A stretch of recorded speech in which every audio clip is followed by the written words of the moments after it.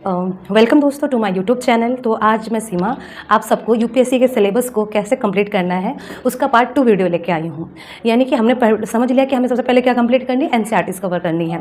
जब आप अपना एनसीईआरटी कवर कर लेते हैं उसके बाद आपको कहाँ चढ़ना है, यूपीएससी के सिलेबस में। तो यूपीएससी के सिलेबस के लिए आपको ऐसी एक बुक मार्केट में मिल जाएगी। तो चलिए आगे जानते हैं कि कैसे हमें इस बुक को तो ये रही हमारी यूपीएससी की बुक जो कि हमें मार्केट से मिल जाएगी। ये फोटोकॉपी में आती है, तो ये आपको 30 से लेकर 40 रुपये के अंदर मिल जाएगी मार्केट से। आप मुखर्जी नगर या करोल बाग जाके कहीं से भी आप मार्केट से वाली बुक ले सकते हो। तो जैसे आप ये बुक खोलोगे तो आपको पहला जो है हिस्ट्री का सिलेबस दे रखा होगा, हिस्ट्री में प्राचीन इतिहास के बारे में। तो आप क्या करते जाना, जो आप टॉपिक कवर करते जाओगे आप उस हिसाब से उन टॉपिक के आगे क्या करते जाना, निशान लगाते जाना, है ना। बहुत सारे स्टूडेंट्स क्या होते हैं, कंफ्यूज होते हैं कि आखिरकार हम अपना यूपीएससी का जो सिलेबस है वो कहाँ से करें।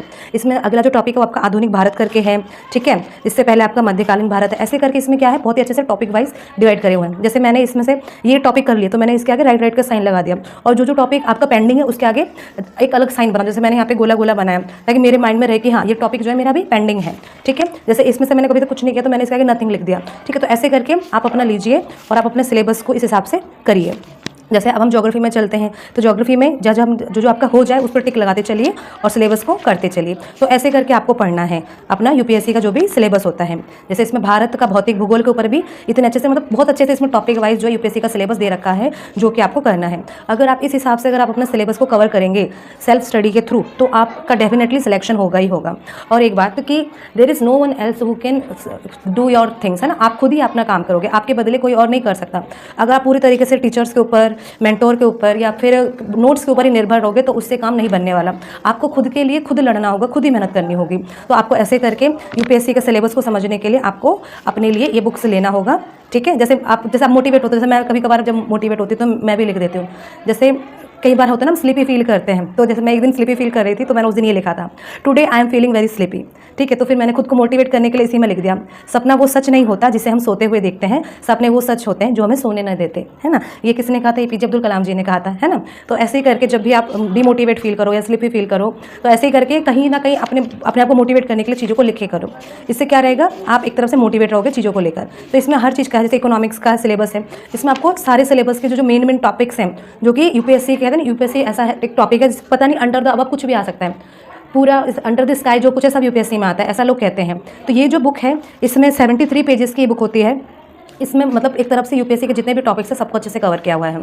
इसके साथ साथ देखिए मैंने अपने लिए एक और यूपीएससी से रिलेटेड एक नोट्स बनाया है। जैसे मैंने टॉपिक वाइज, जैसे मेंस के पेपर को लेकर, प्री के पेपर को लेकर जो यूपीएससी ने अपने वो वेबसाइट में दे रखा है उसको लेकर भी मैंने नोट्स बनाया है।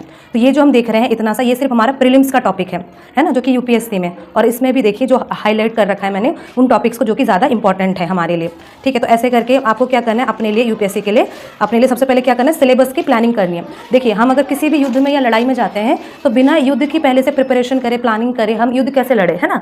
तो हमें पहले प्लानिंग करना होगा, अपना स्ट्रेटेजी बनाना होगा कि हमें पहले सिलेबस कैसे कंप्लीट करना है। जब हमारा प्लानिंग सही होगा, जब हमको समझ में आएगा कि हाँ हम कितने मंथ में कहाँ पे पहुँचेंगे, उस हिसाब से हम उसको कर पाएंगे। जैसे कि इसमें देखिए ये हो गया मेरा प्रीलिम्स की प्लानिंग, ठीक है। फिर जीएस पेपर 2 के क्या जीएस पेपर 2 में आता है, हमारा शासन व्यवस्था आता है, संविधान आ जाता है, सामाजिक न्याय और अंतर्राष्ट्रीय संबंध। ये हमारे किसके टॉपिक है, जीएस पेपर 2 के टॉपिक है, ठीक है। उसके बाद आ जाइए आप, ये हो गया हमारा ऐसे करके जो हमारा जीएस पेपर 1 है, ठीक है ना। जीएस पेपर में इसमें क्या, भारतीय विरासत और संस्कृति, विश्व का इतिहास, भूगोल, समाज, ये सब हमारे मेंस के आंसर राइटिंग के पेपर्स हैं, ठीक है। उसके बाद देखिए इधर ये हो गया हमारा, ठीक है।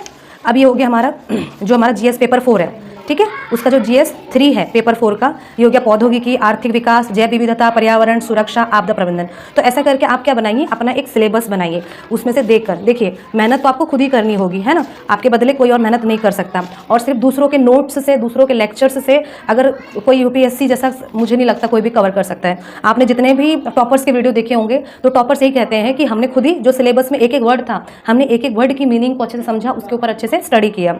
तो यही एक तरीका होता है टॉपर्स में और एक भीड़ में। तो आप भीड़ का हिस्सा बनने से बेहतर है आप थोड़ा एक्स्ट्रा एफर्ट लगाइए और ऐसे करके अपने लिए क्या बनाइए, सबसे पहले सिलेबस की प्लानिंग बनाइए। बिकॉज प्लानिंग इज मस्ट, है ना। किसी भी काम को करने के लिए आपके पास एक अच्छी सही रणनीति प्लानिंग का होना बहुत ज़्यादा ज़रूरी है। तो आई होप आपको ये समझ में आया होगा कि कैसे करके हमें जो सेकेंड हमारी स्ट्रेटेजी है यूपीएससी के सिलेबस को कैसे करके समझना है। तो पहले तो आपको ये वाली बुक लेनी है और इसको